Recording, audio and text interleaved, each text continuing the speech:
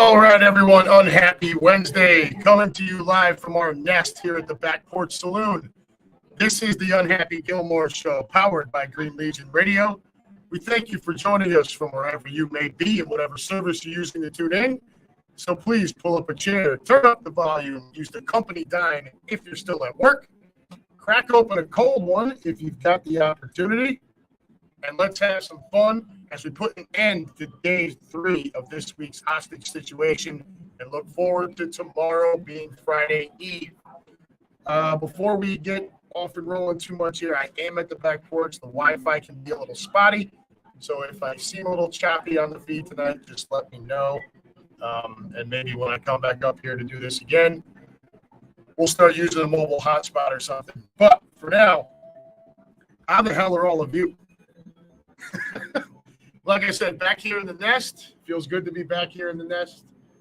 My family is actually here. They're not on camera. My son Liam's sitting right across from me. Brooklyn's right here. My wife is over here. And Big Hair is a couple seats to the right of me. I call him Big Hair because if you guys saw the back to school picture, for those of you that follow me on social media, you guys saw Big Hair. I don't quite know what the hell you're doing with that, but it's working. All right, whatever you say there, kid.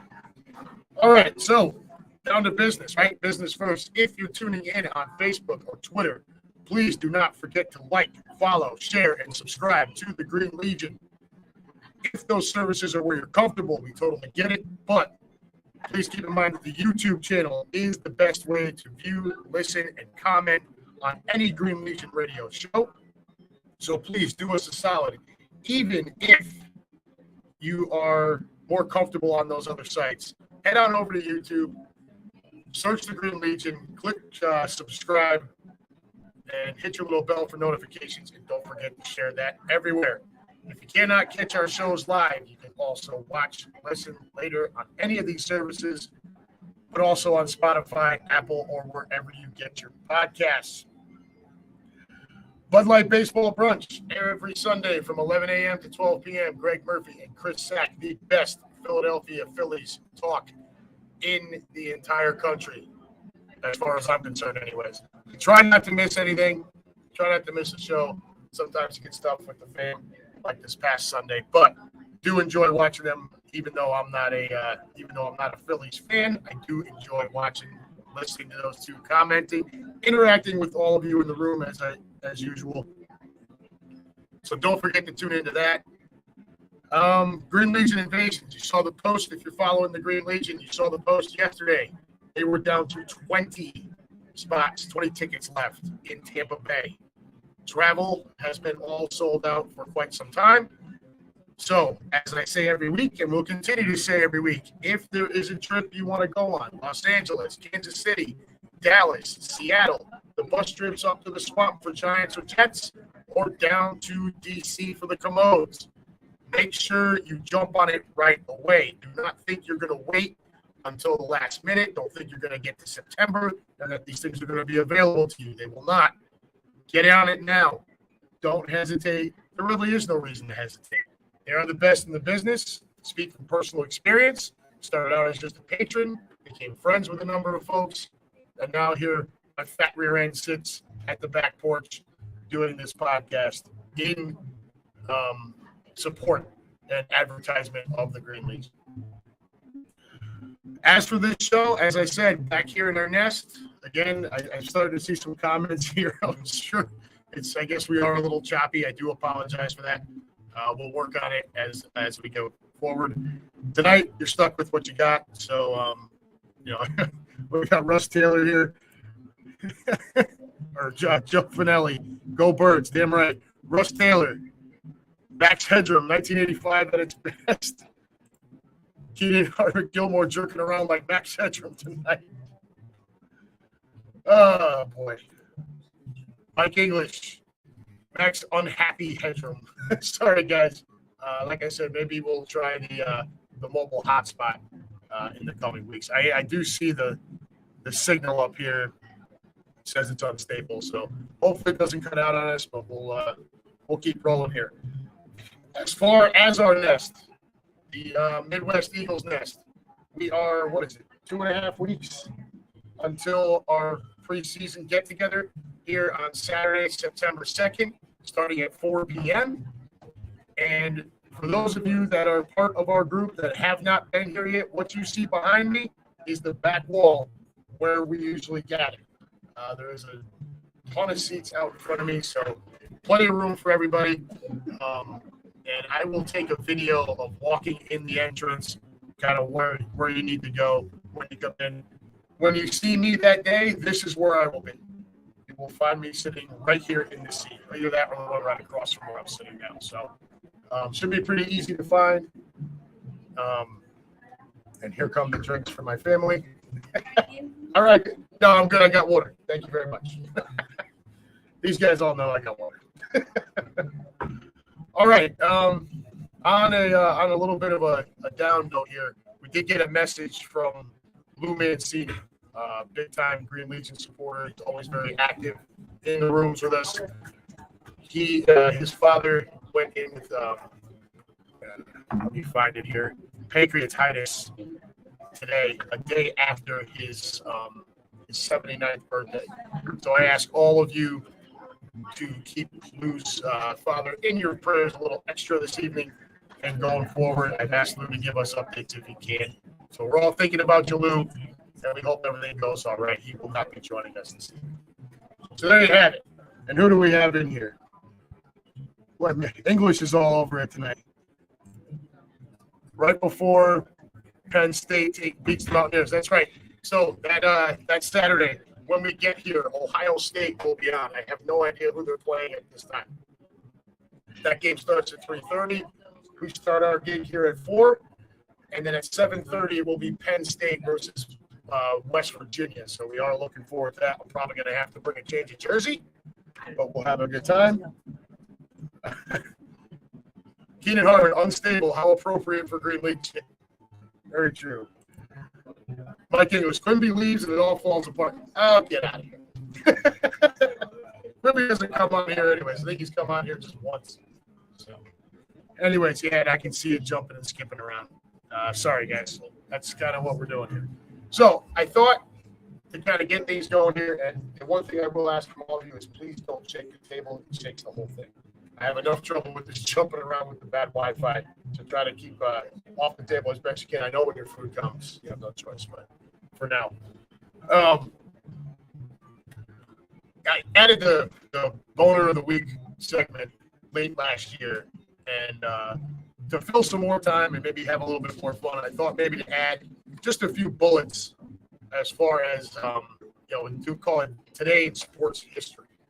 So I got some things off the internet here, and we'll read them here in a minute. One thing to call out before we get to that, we want to say congratulations and good luck to Media Pennsylvania Little League. They are in the Little League World Series starting tonight against Needville, Texas at 7 p.m. Media Pennsylvania, about 30 minutes west-southwest of Philadelphia. So, everybody, I'm sure you'll be tuning in for that. And we'll have a good time watching that when we get home.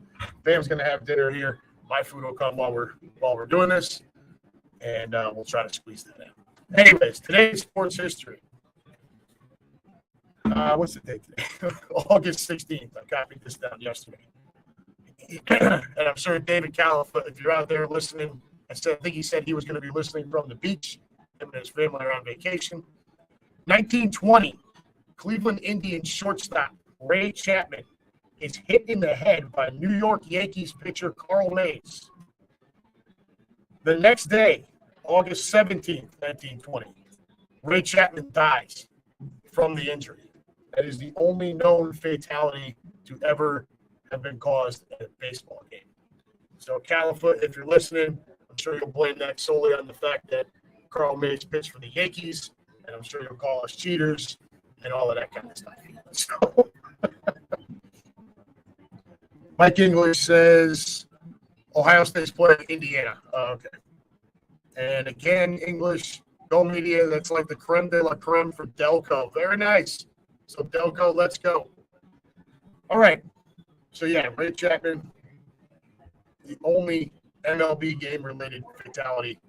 The hit in the head happened on this day in 1920. 1964, St. Louis Cardinals center fielder Kurt Flood gets 8 straight hits in a doubleheader, which they split against the Los Angeles Dodgers at Dodger Stadium. 8 straight hits. Forget 8 hits. 8 straight hits. Guys would pray for that, month. Some of these guys, especially nowadays, with how much they strike out. And let's go back to the Yankees again. I'm sure there's probably, 5 or 6 guys in the lineup. Well, let's just call it 8 guys in the lineup. Everybody but Aaron Judge. We're praying for 8 hits in a month at this point. So again, Califoot, if you're listening, I'm taking my shots at the boys again. This one's for Lou Dominguez and Ashley down in Florida. On this day in 1965, American Football League's 9th franchise is officially awarded to Joe Robbie and television star Danny Thomas. And the Miami Dolphins start play as in AFL's Eastern Division in 1966. So there you go. It's the birthday of the Miami Dolphins today. And that is how many years ago? 58 years ago. So there you go. In 2008, on this day in 2008, Jamaican sprinter Usain Bolt sets a new world record of 9.69 seconds in the 100 meter to win the gold medal at the Beijing Summer Olympics in 2008. 100 meters in less than 10 seconds. And then you wonder why everyone was clamoring for him to come be a wide receiver or something in the NFL. Personally, I think he would have gotten broken in half the first time he went over the middle. But, nowadays, who knows? With all the different rules now, where nobody can take a shot at anyone. And to wrap it up for all of you fans of the Fightin' Phils, last year, on this date in 2022, the Philadelphia Phillies' 11-4 win over the visiting Cincinnati Reds makes the Phillies the 9th MLB team with 10,000 franchise victories and the last of those who were founded in the 19th century. Of course, you all know the Phillies were the first one to lose 10,000 games back in 2007, though not on this day. So there you go. There's your run through a few bullets for today in sports history. I thought that would be a nice little addition to the show. Guys and girls, I don't know that we're going an hour tonight. Usually when I come do this here, I've got my partner Mike with me. He is playing volleyball on Wednesdays. So the Back Porch Saloon has this gigantic parking lot, but then off to the side they have volleyball courts, and it's kind of a big thing around here. And he is playing, I don't know how many sections of it tonight, but he's out there, right? Is it just one? I think just one. Maybe just one. Let's see. So he may or may not be back in here before we wrap up. But if he is, I don't want him coming. He'll be all full of sand and sweat. Probably stink like stale bourbon. I'm good. All right. So let's hop over the room here again. What we got here? Russ Taylor, Little League World Series it's going to have that Philly flavor. Yeah, we're all rooting for him, brother. Keenan Harmon, I'd put it in Chester City, okay? Jamaican bobsled team. Mike English.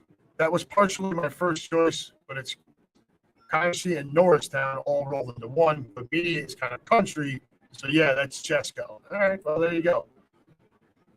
So there you have it. That's your run through today in sports history.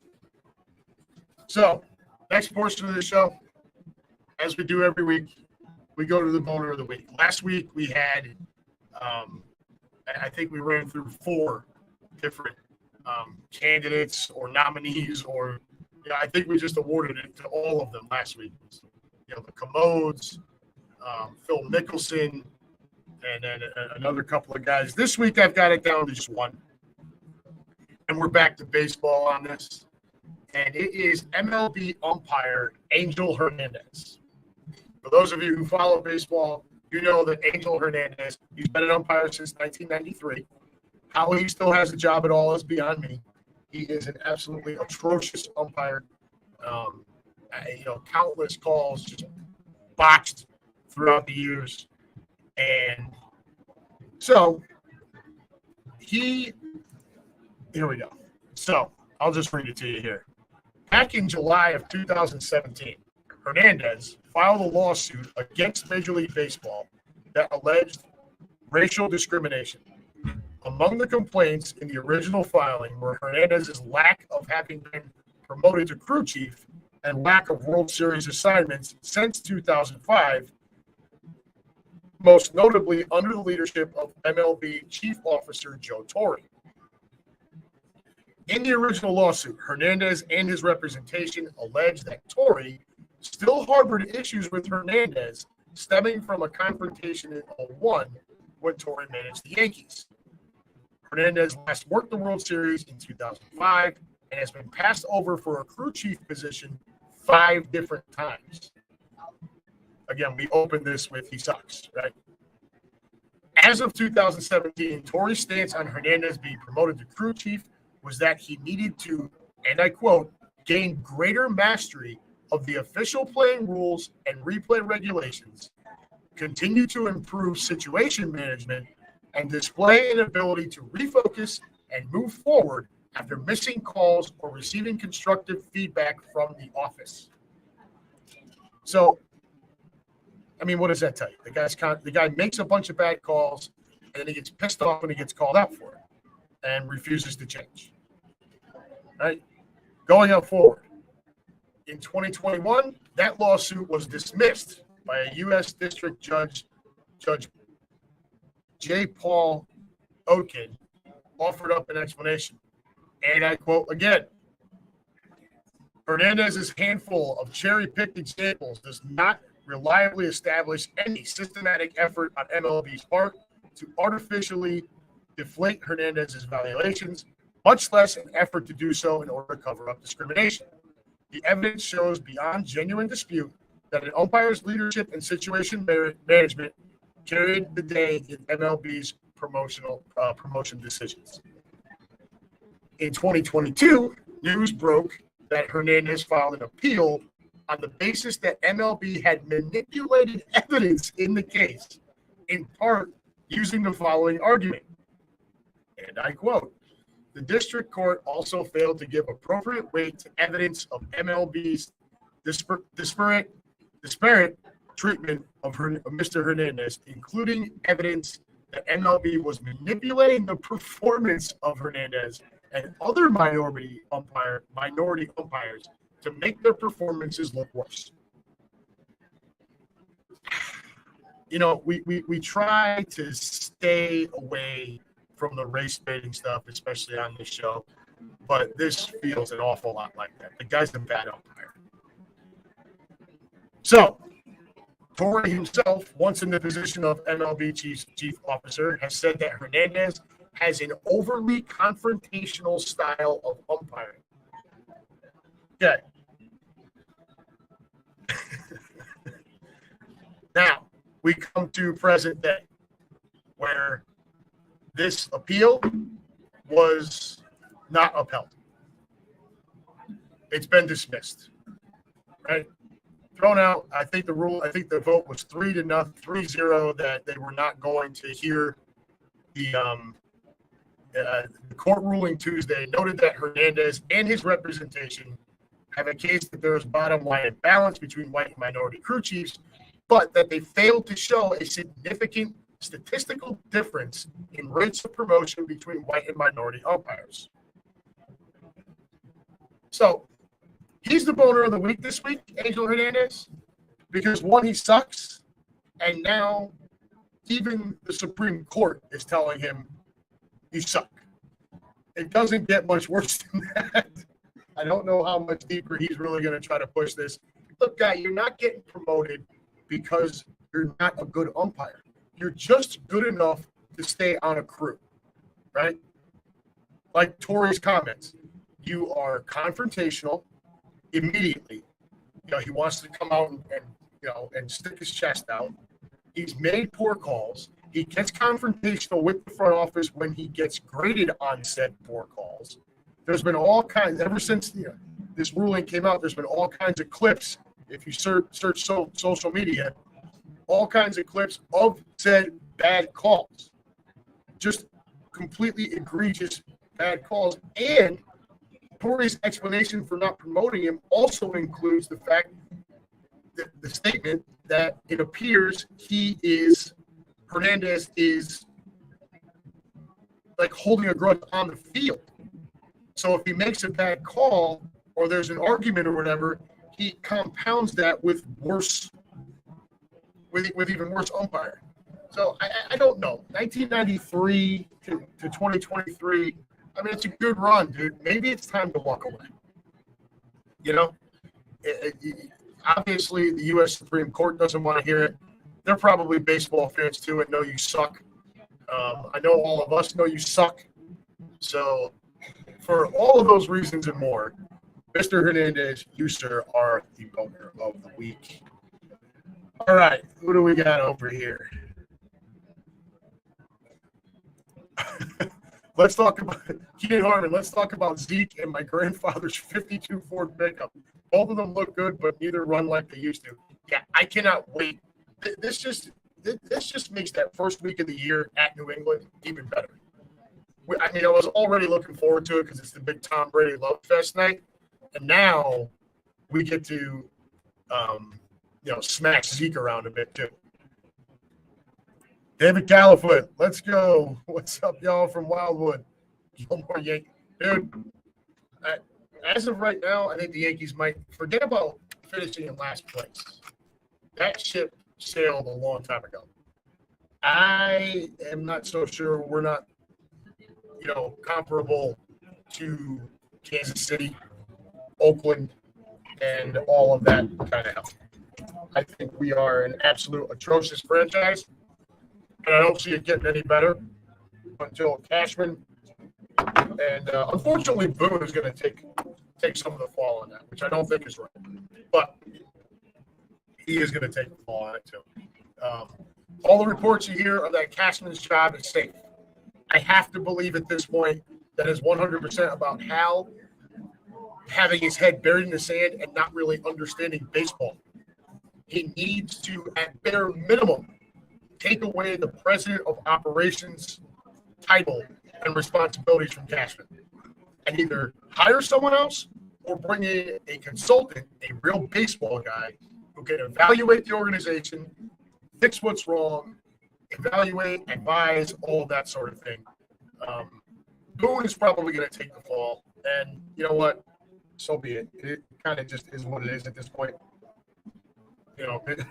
You guys remember the show when I came on here and was furious about the fact that they fired the hitting coach?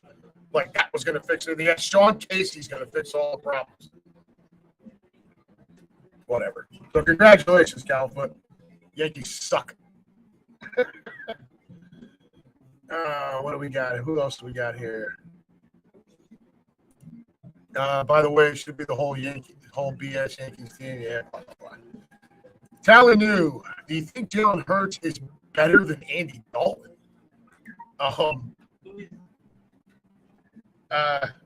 Let me scroll down a little bit here. I'm hoping.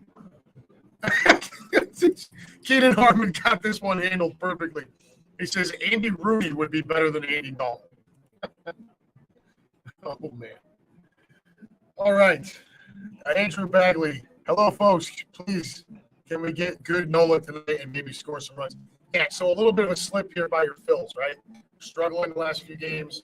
Nola, I think you guys were definitely coming into the season thinking you had a nice, top two, 1-2 punch at the top of that rotation with Wheels being the number one. And Nola really being kind of the 2 or maybe 1A when he pitches to his potential. And unfortunately, Nola's just not consistently been that guy. And you guys have got to get more out of him. If the bullpen is going to be taxed, you want that to be the what's it called? That comes out of the number 4, 5 starter spots, maybe a 3rd starter spot. Out of your 1 and 2, those guys have got to get you 6, 7, maybe even more, and hand it off to the studs in your bullpen to lock it down. And then the lineup, a very streaky team that your Phillies. Very, very streaky. I mean, certainly not like the Yankees that just stink. But, the Phillies very up and down with all that. I saw our good friend Chris Stack put up a post. What was it, 3-game losing streak? He said, I think when the Phillies come back home, everyone should give them a standing ovation to motivate them. It's like, dude, are you serious? Sorry, guys. Good friend here trying to call me. I'm letting them know I'm on my show. All right. So, yeah, that's I hope you get more on Enola because I don't have anything to root for with the Yankees. So I am once again in your corner. So you inherit another fan for the rest of the year.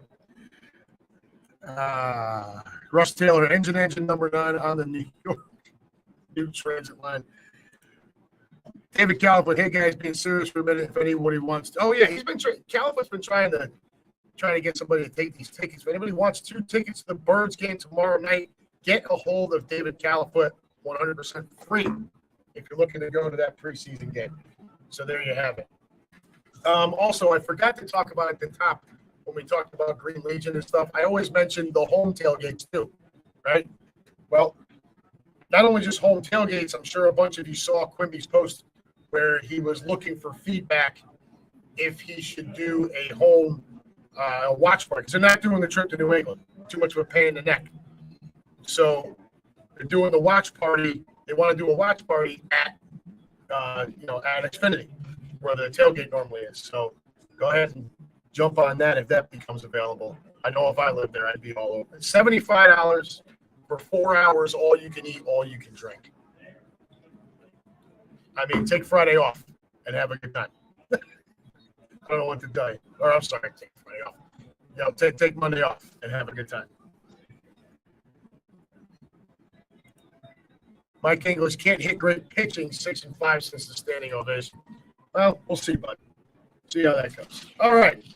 So we've gone through today in sports history. We have gone through the owner of the week. So now, what are we back to? We're back to football, right? And last week we talked about what we were looking for going into the first preseason game with the Ravens. And so, guys, here comes some food for you. Ribs, set them. You can set those right there. Sorry, everybody. Oh, my God. Wings. And wings over there. There you go. All right. We talked about going into that game against Baltimore and what we were looking for, what we wanted to see, what we were hoping to see. We talked about were we going to see any of the starters because Sirianni had been so cryptic about it. Well, we didn't see him, right? And, like we talked about last week, you can't really fault Sirianni, right? We didn't see them much. I just feel like these guys know what they're doing, right? We were 14-3 and made that run to the Super Bowl last year with these guys having extraordinarily limited time in the preseason. So, it's time for old crotchety punks like me to right over here. Thank you. That's okay. It's time for old guys like me to back off it, and these guys know what they're doing. You can't you can't argue with it, right? If you're gonna have results like that, you gotta let them do what they're gonna do. So, what were we looking for last week? And Grady, you kind of commented on some of this. What were we looking for? Some running backs? Right. So, what did we see out of the running backs last week? I will tell you, we saw mostly what? Rashad Penny and Trey Sermon. English, you'll appreciate this. I'm sorry to chew on the microphone, but I had to take a bite of bacon.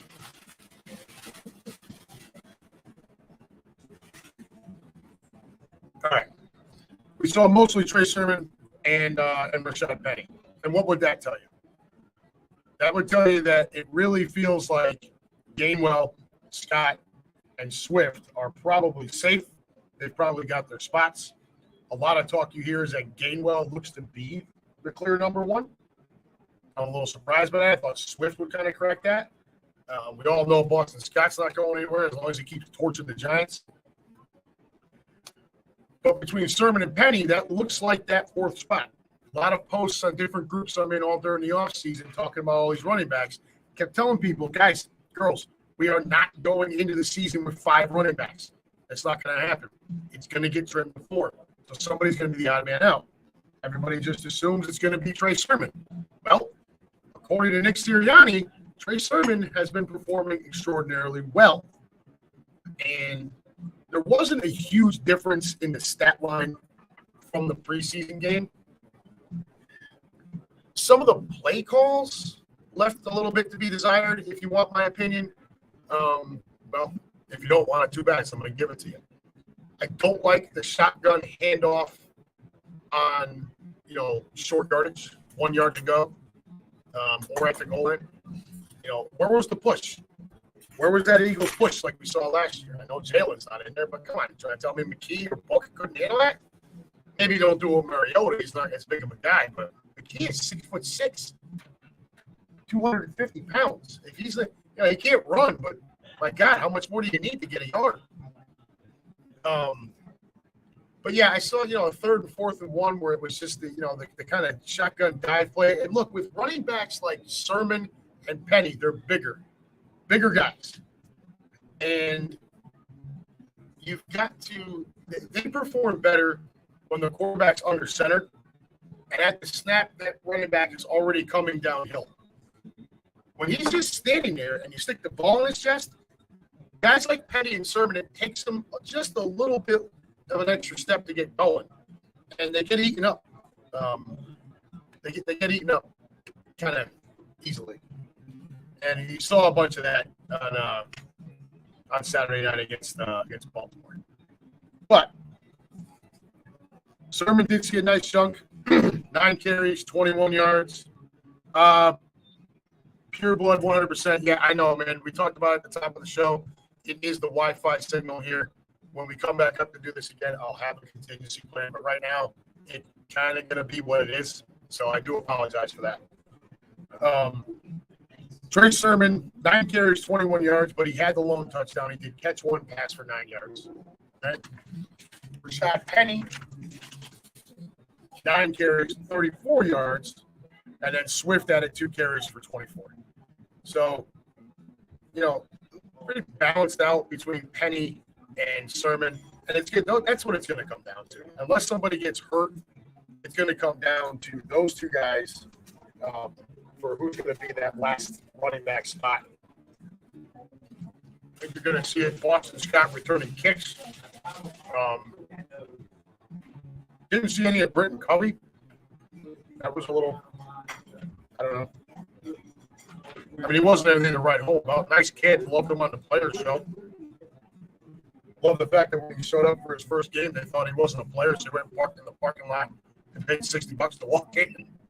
So other than that, I mean, he didn't drop the ball, right? He didn't fumble it. But there was, I think he was somewhere in the 40s overall for, average return yards on punts. So it's been forever since we've had somebody good back there. California, yeah, I just addressed it again, but I'm sorry about the feed, folks. It is what it is. We're gonna run through this here and probably call it a night. And then I come back next week and hopefully have a better option for the Wi-Fi. They may need to reset their Wi-Fi here. I don't know how often they do it, but I know it's pretty bad. Tally New. Do you think the Eagles have a chance at the Super Bowl? The QB spot. Hey, dude, what is it with you with Jalen Hurts, man? I mean, do you have a problem with Jalen Hurts? No. Our shot at the Super Bowl is Jalen Hurts as our quarterback. That's the way we go. All right. So there. What else did we want to see last over the weekend? Safety was another position we talked about. Still seems to be some competition there right now. Edmonds at strong safety, Blankenship at free safety are the listed starters. with Wallace and Sidney Brown listed as the second string. Sidney Brown being the rook out of Illinois. Did you watch that game? He was all over the field. 9 tackles in a preseason game. For a guy who's, you talk about going out there and making a statement. He was everywhere. So that was really nice to see.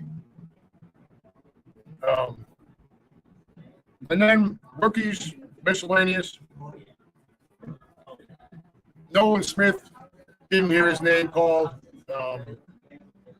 Closing speed off the edge as advertised, but he's also handling some kick coverage duties, and he got juked pretty bad on Saturday night.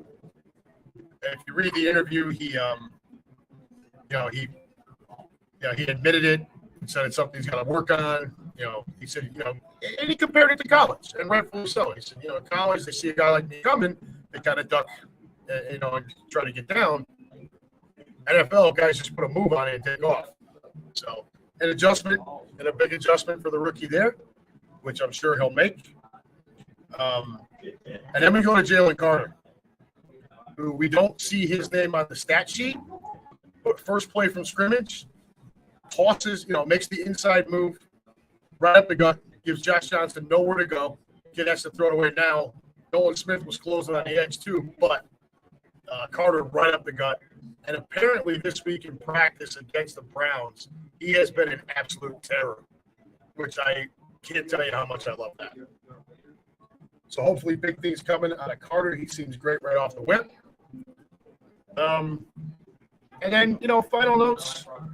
The final score doesn't mean as much in preseason, but it's always nice to get off on the right foot. Look, Baltimore wins the game 20-19. You guys realize Baltimore hasn't lost a preseason game since the Obama administration? They put a lot of stock into these preseason games. The Eagles, obviously, you're not seeing any starters. I will say when our second stringers were out there, it did appear that we had, control of the game for the most part. We weren't getting in the end zone, but we were driving, kicking field goals. Of course, Jake misses a field goal. But once it got to the fledglings and you're back end of the roster, guys were fighting for those last few spots. Once it gets to that, who cares about the score? You just want to see performance. Big bright spot in the secondary with Eli Ricks. He was faced 12 coverage snaps. Targeted 4 times. He did allow 1 catch for just 7 yards. Defended the pass, and he had the pick 6. And against him, the passer rating was 0.0. It was great. All right. Looks like we are having a hell of a hard time staying connected well here. So I think I'm just going to cut it short this evening, guys. I will come back here next week, and we will try to have a better Wi-Fi. I've not faced this issue here when I was coming to do this here last week, or earlier in this year than late part of last year. So I'll talk to Mike. We'll see what we can do about the Wi-Fi. I don't want you guys to have a bad experience watching and listening. So if it's really that bad, then we should probably just cut it short. I don't think I've ever gone less than an hour, but again, I want it to be fun for everyone. It sounds like people aren't having too much fun. David Califoot. I'm in and out on this. You think Jalen is playing tomorrow? Jalen playing tomorrow? No. I think he's got to get a couple of snaps here and there. He's so cryptic about it that Sirianni's so cryptic about it that we can't really get a good answer out of him. So, Rick's another Alabama alum. Pure blood says my voice is fine. Okay, all right, then we'll stick with it for a little while longer. What's up, man? Okay. You can't tell here. What they're seeing is bad feed. There's man. So I got it. Go eat your food, big old plate of ribs you got over there. Get out of here. All right, if the voice is all right and you guys can tolerate it, then we'll stick with it. So you don't really look at the final score. I mean, if we go 0-3 in the preseason, but we come out and do what we did last year, I don't really care. right? I just want to see good progression by the rookies, and maybe some upstart surprises like this Eli Ricks. Mike English says no Jalen tomorrow. I'm not going to surprise you if he doesn't play at all during the preseason. So now we move to Cleveland tomorrow night. Yes, dear. My wife, her whole family is from Cleveland. So the Eagles are playing the Browns tomorrow night. Preseason, again. And what do we have this week? We have joint practice week. Where it's been the Eagles and the Browns in joint practice. Have you read any of this? Jalen Carter. So Jalen Carter has been absolutely tearing them apart. And it's been a pleasure to read about. The other thing that came out today was we're hearing that the Browns are making complaints that the Eagles are taking cheap shots at Deshaun Watson. I don't really care. Last summer we had the whole Deshaun Watson douche-meter every week, and take the cheap shots. Who cares? So all the crying out of Cleveland that we're taking cheap shots, we're playing too aggressive. So my favorite part of the article that I read today was there was Watson throws an interception, and on the return, Sidney Brown goes and absolutely decimates the Cleveland running back. I can't remember which running back it was, but just absolutely flattens him. And the Browns are all up in arms. Josh Sweat does like a strip sack move on Watson, and the coaches are complaining, "Oh, you don't do that in preseason. You don't do that in practice." Like, come on, guys. Practice makes perfect, and this is what these guys do. So I don't know how much we really want to complain about that. As far as the game tomorrow night, again, and I think Russ Taylor's got to hit right on the head here. All I care is getting through the preseason with no injuries and none of those lingering muscle or tissue injuries that go on for week after week. Nail on the head. So tomorrow night, look for more Sermon versus Petty competition to continue for that last running back spot. Gainwell, Scott, and Swift appear to be safe. Third-string quarterback, it still appears to be a competition. I thought McKee looked better than Ian Book. McKee got the bulk of the playing time, going 10 of 20 for 148 yards. Book was just 1 of 4 for 11 yards. He could carry the ball 5 times for 24 yards. Book being smaller and faster might fit the offensive scheme a little bit better, while McKee is a huge kid at 6'6", 231 and has a much stronger arm. Of course, especially after the complaints this week, we want to see Carter continue to cause havoc. I personally would like to hear Nolan Smith's name a little bit more. And I'd love to see Sidney Brown follow up that strong first showing with another great showing tomorrow night. And it would be pretty cool to see the rookie crack the starting rotation. Not that I'm rooting against anyone else. It's just, these are good problems to have. Overall, you want to see some of these guys start to separate themselves from the pack and get our roster solidified. That's really what the preseason is for. Who are you going to war with? Who goes to the practice squad? Who's getting cut? And who's possible trade bait? That's really what it comes down to.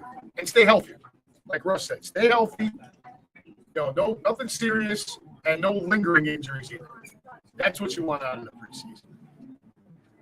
I don't think anybody out there would disagree with me. Who are you going to war with? That's what we got to figure out. Who's the 53? Who's the 53 guys that we're going to go to war with? We know who some of them are going to be. We just don't know who all of them are. And that's what we're trying to figure out. All right, folks. I am going to cut it short. I'm going to cut it right now because I can see it jumping around on my screen too, and that is annoying the piss out of me. Oh, Lou Mancini just popped in. Just got back from seeing Pop. I'm relieved how good he looked. He's still in pain, but it was encouraging. Just have to figure out what's up and treat it. All right, so that sounds like good news, man. We're glad to hear that. Lou, you're jumping in right now, and I'm about to cut it. We're having Wi-Fi issues here, and it's been a little bit of a struggle for folks to follow along. Apparently, you can hear my voice fine. but the picture keeps jumping around. And really, the voice is more important. I mean, who really cares if my ugly ass head's jumping around the screen?